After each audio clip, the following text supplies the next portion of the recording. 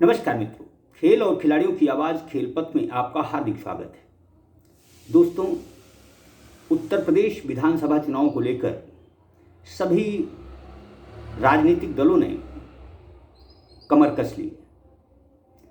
यह पहला अवसर है जब सभी राजनीतिक दल खेलों को भी मुद्दा बना रहे हैं। भारतीय जनता पार्टी ने भी भाजपा खेल प्रकोष्ठ के बैनर तले सरकार की उपलब्धियों को गिनाने का काम शुरू कर दिया है। भाजपा खेल प्रकोष्ठ के पदाधिकारी मैदानों की खाक छानकर खिलाड़ियों, खेल प्रशिक्षकों का मन भांपने लगे हैं। कांग्रेस ने लड़की हूँ, लड़ सकती हूँ, इसके माध्यम से जहाँ खेलों में अपनी रुचि दिखाई है, वहीं समाजवादी पार्टी इस चुनाव में खिलाड़ियों और खेल प्रशिक्षकों के मुद्दे को प्रमुखता से उठाने जा रही है। हम आपको बता दें कि प्रदेश के सभी जिलों में जिलाधिकारियों ने खिलाड़ियों को ब्रांड एम्बेसडर बनाया है। ये खिलाड़ी किसी भी मतदाता को, किसी पार्टी को वोट देने के लिए नहीं, बल्कि मतदाताओं को वोट डालने के लिए प्रेरित कर रहे हैं। इनमें अधिकांश ब्रांड एम्बेसडर खिलाड़ी सत्ता पक्ष के खेल कारगुजारियों से असंतुष्ट हैं, लेकिन जिला प्रशासन की मंशा को अमली जामा पहनाते हुए ये मतदाताओं से आग्रह कर रहे हैं कि मत जरूर डालें और सोच समझ कर डालें। जो भी हो, यह खिलाड़ियों और प्रशिक्षकों के लिए खुश नसीबी की बात है कि पहली दफा उत्तर प्रदेश में राजनीतिक दल उनकी बातों को जनता जनार्दन के सामने न केवल रखने जा रहे हैं, बल्कि सत्ता पाने के बाद खिलाड़ियों, खेल प्रशिक्षकों के लिए कुछ बेहतर करने का भरोसा भी दे रहे हैं। यद्यपि राजनीतिक दल खिलाड़ियों को अपनी ओर आकर्षित करने का पहले भी प्रबंध करते रहे हैं, पहले भी खिलाड़ियों, खेल प्रशिक्षकों पर डोरे डाले जाते थे, लेकिन इस दफ़ा मामला कुछ अलग तरह का है। मामला इस तरह का है कि सत्ता पक्ष की मुश्किलें बढ़ सकती हैं, क्योंकि भारतीय जनता पार्टी की ताकत युवा वर्ग है। युवा वर्ग यदि पार्टी का साथ छोड़ता है तो कमल दल के सामने मुश्किलें आ सकती हैं। जो भी हो, भाजपा खेल प्रकोष्ठ ने समय से पहले मैदानों में जाकर खिलाड़ियों को भाजपा को वोट देने के लिए जहां प्रेरित कर रहे हैं, वहीं उन्हें जिस तरह की स्थितियों का सामना करना पड़ रहा है, उससे वह न केवल आश्चर्यचकित हैं, बल्कि उनके पास कोई जवाब भी नहीं है। समाजवादी पार्टी कई महीने पहले से खेलों को अपनी चुनावी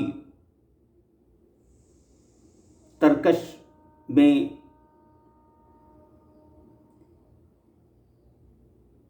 शान दे रही है। ये शान कब और कैसे मूर्त रूप लेगी, ये तो समय बताएगा। उत्तर प्रदेश के खिलाड़ी और प्रशिक्षक भारतीय जनता पार्टी के 2 साल के कार्यकाल से काफ़ी नाखुश,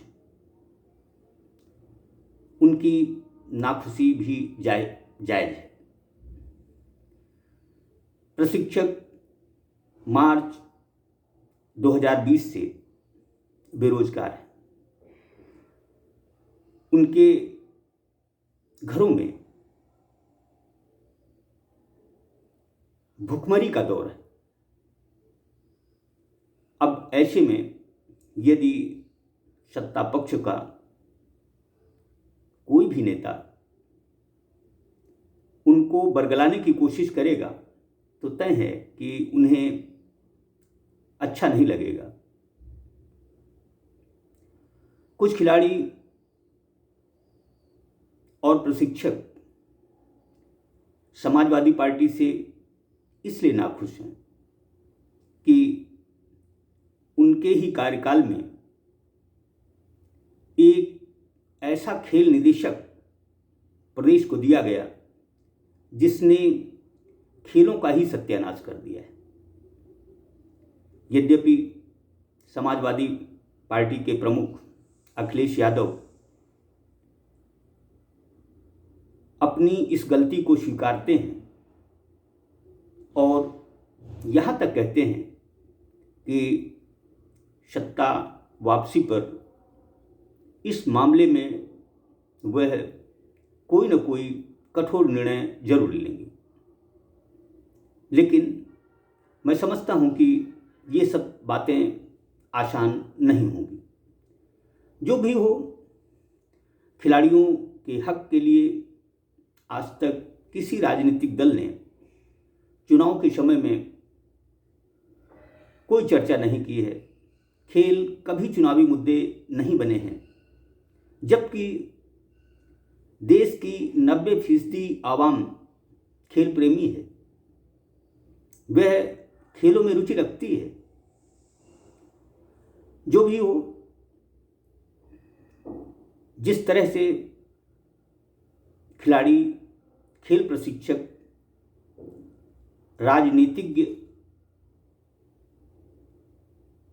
को भा रहे हैं, वह खिलाड़ियों और प्रशिक्षकों के लिए खुशी की बात हो सकती है। कम से कम चुनाव के समय में उन्हें किसी न किसी रूप में याद तो किया जा रहा है।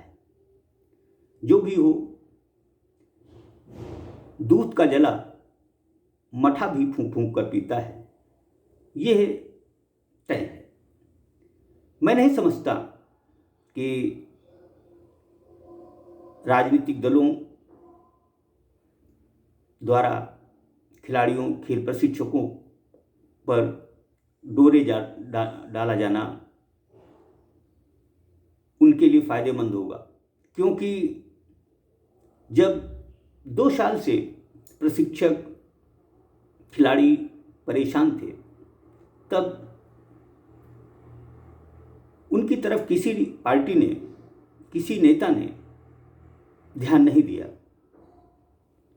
कुछ राजनीतिक दलों के नेताओं ने सरकार को पत्र लिखे, लेकिन खेल निदेशक की हठधर्मिता के चलते प्रशिक्षकों और खिलाड़ियों को इंसाफ नहीं मिल सका। जो भी हो,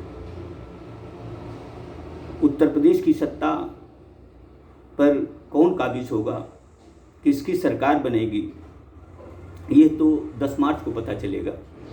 लेकिन इस समय खेलों में रुचि रखने वाले युवा और खेल प्रशिक्षक भारतीय जनता पार्टी से नाखुश जरूर हैं। यह नाखुशी